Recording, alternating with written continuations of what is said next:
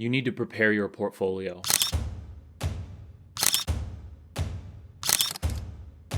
A recession is likely in 2024, and that just has to do with how our economic system is set up and how it interacts with interest rates. And even in the event that we avoid recession, we're almost certainly going to experience some level of economic slowdown. So how do we structure an investment portfolio to make it resistant, dare I say, invincible to a recession, especially in an environment where a lot of smart people already say that stocks are overvalued? Do we just stop investing? Do we just put everything in cash and ride it out? No. Thankfully, there is a better solution, and that's what we're going to talk about here in this video. So let's do that. Let's cover everything that you need to know to make your portfolio as recession-proof as possible. As always, my name is Derek, and I got my degree in finance, so you don't have to. So to begin, if a recession is likely, why not just move everything to cash? Wouldn't it be best to just not experience the downside and just have a ton of cash available to invest at the bottom? Of course that would be best. The problem is that in that scenario, you are making current decisions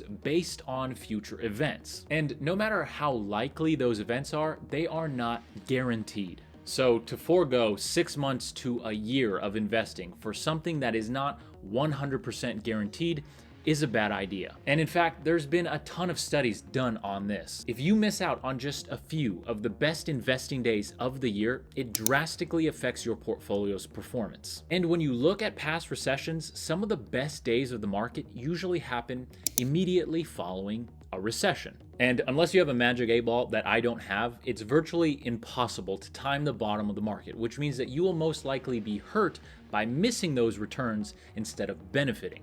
But we have to pause here because there is one major exception in my opinion, and that is if you are approaching retirement. If you are getting close to the age where you will need the money that you have invested, it means that you do not have one of the greatest armors of a recession-proof portfolio, and that is time. One of the strongest protections, one of the strongest armors of a portfolio is time. So if you are, say, within 3 years of retirement and you have too much exposure to the stock market, say 80% or more, and there is a greater than 50% chance of a recession in the coming year, you are in a very dangerous position. And if you're watching this video right now and that is you, please call your financial advisor right after this video because you are way too overexposed. And in your case, it might actually be smart to move some of your money into cash or other safer assets. Okay, for everyone else who is not close to retirement, moving everything into cash in anticipation of a recession is not the way to go because you have time on your side. And on top of that, there are two much better ways to protect yourself and potentially go on the offensive during a recession to benefit from it. So let's talk about those. And the first one is dollar cost averaging. And I'm sure you've heard of this, but let's deeply understand it. First and foremost, the people who advocate against dollar cost averaging are usually doing so because, yes, time in the market is more important. So if you have a lump sum of money, it's probably better to invest that than bleeding it slowly into the market. Fine, but the reason dollar cost averaging works so well is because most people are not investing like that. Most people are not investing a lump sum of money. They are investing on a weekly or monthly basis, pulling from their income. But here's the major problem with that during a recession. Income generation becomes harder because of job losses and salary reductions. And this is detrimental to most people because the recession curve and the income curve are inverse of each other. Basically, as stocks fall during a recession, income may still be normal. But then as stocks start to rise after the bottom of a recession, salaries and layoffs are probably at their worst point, which means that a lot of people might dollar cost average a larger amount on the way down during a recession and invest a smaller amount, if any, on the way up. But if you can avoid this and continue to dollar cost average a similar amount throughout the entire recession, your portfolio will most likely greatly benefit. And that's because some of the largest stock returns happen immediately following the worst point of a recession. So if you can continue to invest and gain some of the benefit on the way out, your portfolio will almost certainly benefit greatly. So far we have armor, which is time before we actually need to withdraw the money.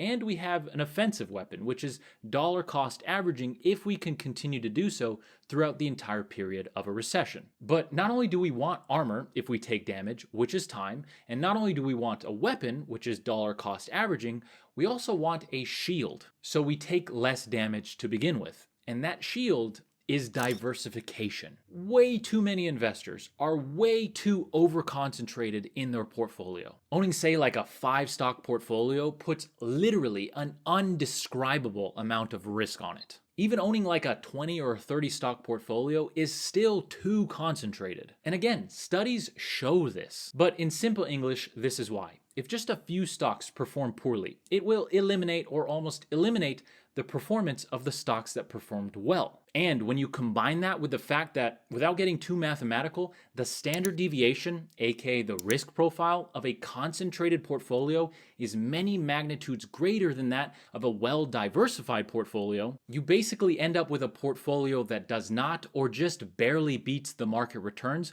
with much, much more risk. That is dangerous at any time, but it is even more dangerous right before a potential recession or economic slowdown, which means your shield in a recession is diversification. And this doesn't mean 10, 20, or 30 stocks. This means market tracking ETFs and even sector ETFs if you believe certain sectors will outperform. And yes, this is coming from someone who absolutely loves fundamental and technical analysis. The problem is to truly outperform the market using those methods requires a ton of time to learn them properly. Much more time than the average investor wants to put in or has. So instead, diversify. Seriously, diversify into market tracking funds. And yes, you can still have some control over your portfolio with sector ETFs. You can absolutely still attempt to beat the market average, just do so as safely as possible. Now, some good ETFs, for example, are the VOO, which tracks the entire performance of the S&P 500. That means that by investing into that instead, you are automatically diversified into the largest 500 US companies. And if you want sector ETFs, there are tons, like the VGT, which tracks tech, or SCHD or NOBL, which are dividend heavy. The point is, each one of these funds spreads your risk across multiple investments.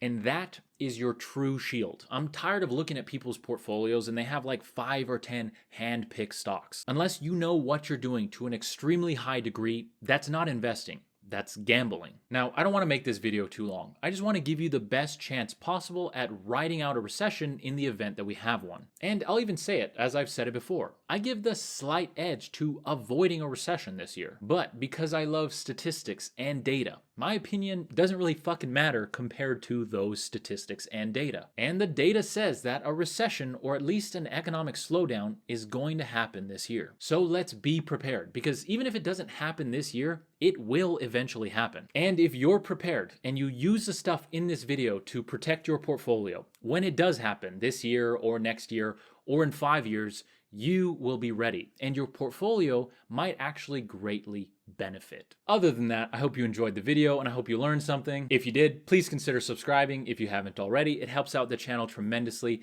And don't forget to turn on the bell notification so you don't miss the next video. And with that said, I hope you have a fantastic rest of your day and I will see you in the next video. Take care.